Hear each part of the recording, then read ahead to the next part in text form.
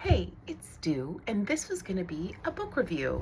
My reading has definitely slowed down as my life is pretty hectic, and I don't know if that's going to be any testament for the summer because, in fact, my summer of no work is not upon me yet, but coming soon. I'm going to go in reverse order of the books I read. There are five in total. Four that I had physical slash some kind of digital or audio copy of, and then one that was only digital.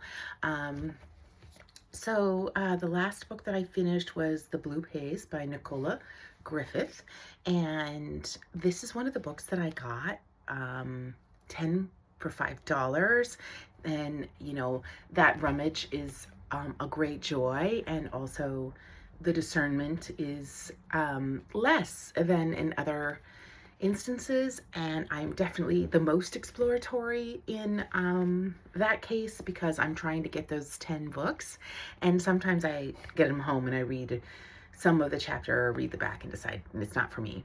I decided to give this one a try. The author's from Leeds, in Yorkshire, England, and currently lives in Seattle, and I understood this to be like queer suspense. And why the author being from Leeds and living in Seattle is just that there's some crossing of paths, in places I've been or lived in my life. This is a suspense book, so I maybe have been just reading too much literary fiction, or maybe I just need to be more graceful to suspense. They aren't usually my jam, but overall I found this book pretty disappointing. The tropes were not inventive. They were literally just devices that moved the story along, and maybe not even in that fascinating of a way. The base stereotypes of nationalities and ethnicities were, just that. There was no work in actually getting into the complexity of character, sort of describing international politics in this really sort of basic and stereotypical way, or international crime rings. And the use of simile was really quite trite and unsophisticated, to the point where sometimes I literally found myself rolling my eyes at some of the choices of simile used. I don't feel like this is written in first person. I don't feel like that was a good decision. I think honestly it would have been better. It would have been better, this storyline, this premise, even these characters, not written in the first person. Yeah, it was it was an enjoyable-ish lesbian romance suspense, and sometimes you just get what you get in some genres, but overall I found it rather disappointing. The next book was We Were the Mulvaneys by Joyce Carol Oates. This was a very grand book. It was grand and sweeping, and very much resembled to me Greek mythology, sort of Greek drama. It read like a Greek drama. Some of the constructs, the social cultural constructs, I think find their roots in Greek drama seeping into this literature. It also, the writing style, I don't know, I guess, yeah, James Joycey, but so sort of here comes my first criticism before I tell you anything about the book. It was sometimes just too sweeping and rambly, and vast. I guess I kind of use it to think of Plains a little bit. The Plains doesn't necessarily take place in the Plains. It takes place in upstate rural New York, but the vastness is sort of like rural areas. The premise of this book is it's about a family and a family's undoing, and the undoing has to do with, and this is a complete and total spoiler, so if you haven't read this book or haven't seen this movie and you are into plot, like the key of the climax of the plot, or the plot The conflict of the book being revealed to you right off will mess with you, then don't listen to this. But the conflict is a sexual assault on the daughter of a family, and then how this family doesn't handle it, or the society doesn't handle it. I think in my opinion, this book, what it does well is it takes a really hard look at rape culture, the culture in which rape is permissible with impunity, and it shows that who it benefits, meaning who can basically do whatever they want, and then who it harms, which in the case of this book, everyone is really harmed. And in fact, everyone makes it more about them than the actual survivor of the assault. I found some of the exploration of sort of like the decline of the father really interesting, and even somewhat maybe too close to home and the life experiences I had. However, I found it really hard to work through my disdain for the father and the mother. I thought that they were pathetic characters. And I thought that the use of, like, the story's supposed to be told through the youngest son, whose name is Judd. However, it kind of goes into like telling not from his point of view, more like, omnipotent third person. And I think I would have liked it better if it would have just stuck with one or the other, meaning just how this young man saw all of this. But there were times when you got really into it, like he's too young to remember, and then there were times when you, like, he's nowhere around.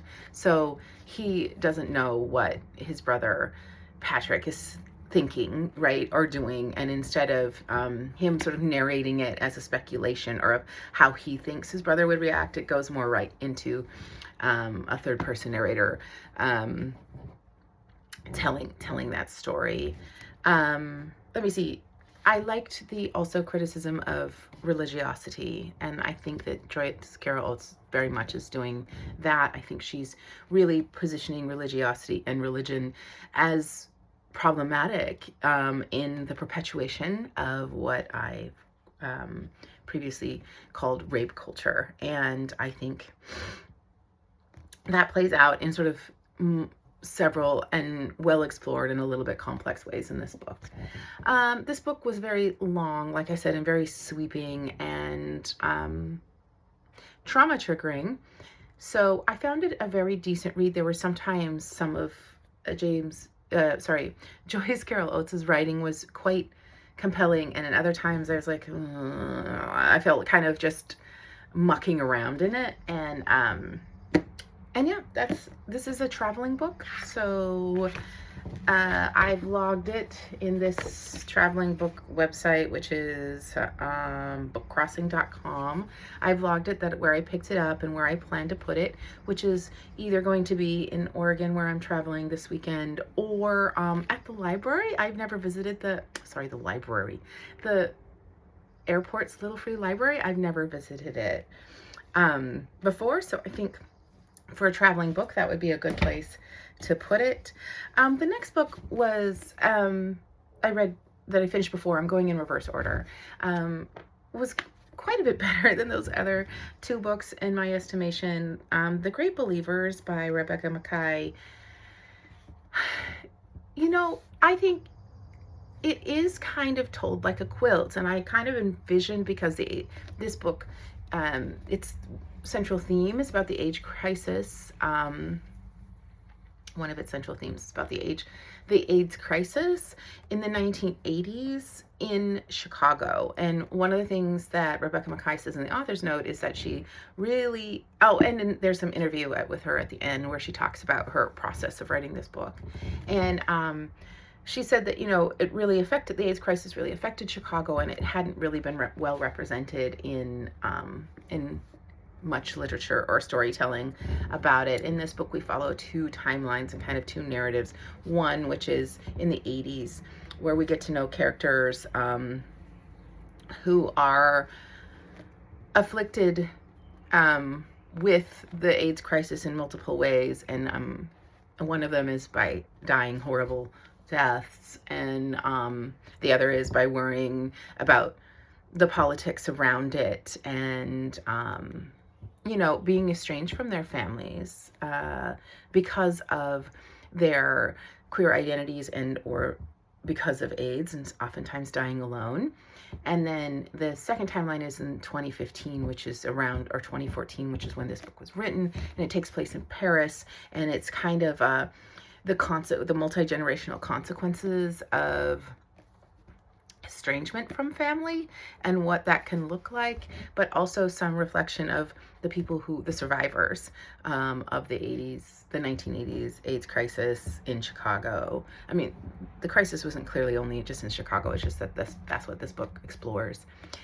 This book is called The Great Believers, and that is after, that title is after a Fitzgerald quote, which she uses the epilogue in the beginning. So yeah, I thought that this is like the AIDS quilt, a story that's patched together, characters that are patched together quite well. I felt quite endeared to the characters, and I knew them quite well by the end, and where I didn't necessarily agree with some of their choices in life, I still felt engaged with these characters. The last book was extremely loud. I mean, it was the first book in order that I finished, but the last book I'm going to talk about, no, it's not the last book. Is Extremely Loud and Incredibly Close by Jonathan Safran Foer. I started this book, and just because of the creativity and the experimentalism of this book, with using lots of pictures, and there's a lot of letters in this book, which sometimes really pull me into plot, sometimes pull me out, and then there's choices like this. I found it a little hard to get into, and so I set it aside and thought, I really wanted to read this book as Plot of New York, because it very much is that. It was in my Plot of New York reading. But then I just couldn't get into it, so I set it aside and thought, let me try one more time. If not, I'll put it back on my shelf and pull it again. And then when I got into it the second time, maybe a little less stress. Yeah, I really got into it. This book follows a young boy whose father dies in the Twin Towers on September 11th, 2001, and he finds a key in a mysterious vase in his father's closet, and he just feels very strongly that this key holds, he wants to find the door or the owner of this key, because he thinks it will give him the information of how his father really died, which he doesn't know. His father's body's never been recovered. And thus ensues this adventure across New York, where you really get into New York neighborhoods and New York characters. This kind of is the classic young orphan boy who finds older role model males, and it looks at coming of age, but also what it's like to grow up without a father, or what not having a father means. And there's sort of a dueling story that's running along, oftentimes through letters, which is the grandfather who abandons his family, and so the main character's father never knew his father, the main character's grandfather. And it sort of also looks at what acts of war do to families. It was a great read. I had a lot of fun with this. I think this is something I'm going to put back out into little free libraries, but I'll have it in my mind that maybe at a different place in time in life that I want to read it again, so I can give just a little bit more thoughtfulness to some of these creative devices used in this book, which I found in this reading pulled me out of the story more than kept me in. But I think it was just the distractions of the reading. The last book that I read was Good Girl by, I think it's Adia Ader. And that is about a young woman who is caught up in the party scene in Berlin. And I think it is a fantastic exploration of a lot of sort of it I think it obsesses with Kafka. I've seen a lot of Kafka influences through my reading, and there's a lot of sort of like existentialism in that book. There's a lot of like explorations of clash of culture, being party culture, Berlin culture, traditional culture of the parents of Afghanistan. And I listened to a reviewer once say that the only problem with that book is you have to spend a lot of time in the party scene, because she's in the party scene, and maybe that's just not some place you want to spend a lot of time in. And I felt that way too. I was sort of done with the party scene, and I really enjoyed the book, but it was sort of like the downside for me. So I'm hurrying up at the end because I'm out of time. I have somewhere I need to be right now. And that's it for this book review.